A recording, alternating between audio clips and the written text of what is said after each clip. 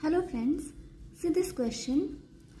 The given diagram shows four processes, that is isochoric, isobaric, isothermal and adiabatic. The correct assignment of the process. So इस diagram के through हमें कुछ processes, कुछ thermodynamic process जो है represent किए गए हैं.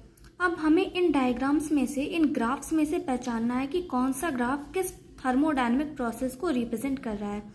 सो first is given isochoric. Isochoric में वी नो कि वॉल्यूम जो है वो कांस्टेंट होता है. In isochoric volume is constant. So see the volume constant. अगर हम देखें इस केस में जब प्रेशर डिक्रीज हो रहा है तो सिस्टम का वॉल्यूम जो है वो कांस्टेंट है, यानी ये आइसोकोरिक प्रोसेस हुआ.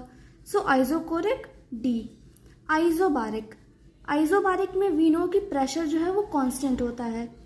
सो लेट्स सी कि प्रेशर कहाँ कांस्टेंट है. अगर हम देखें ए में तो जो प्रेशर है वो कांस्टेंट है, जबकि जो वॉल्यूम है वो बढ़ रहा है. So this will be the isobaric A. Isothermal की अगर हम बात करें तो आइसोथर्मल में टेम्परेचर कांस्टेंट होता है. अगर हम पीवी डायग्राम देखें तो इसका रेक्टेंगुलर हाइपरबोला बनता है.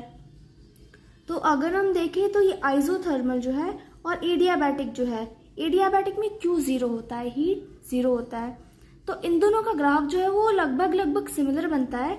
बट जो एडियाबैटिक ग्राफ का जो स्लोप होता है ना वो आइसोथर्मल की स्लोप से ज़्यादा होता है. अगर आइसोथर्मल का जो स्लोप है वो माइनस पी होता है तो जो एडियाबैटिक है उसका माइनस ऑफ गामा पी होता है स्लोप. आइसोथर्मल का जो स्लोप होता है वो माइनस पी बाई वी होता है और जो एडियाबैटिक का स्लोप होता है वो minus of gamma times P by V होता है. तो अगर हम देखें तो जो हमारा एडियाबैटिक है उसका स्लोप ज़्यादा है एज कम्पेयर टू आइसोथर्मल. सो इसका स्लोप अगर हम देखें तो ज़्यादा है, स्लोप यानी कि स्टीपनेस.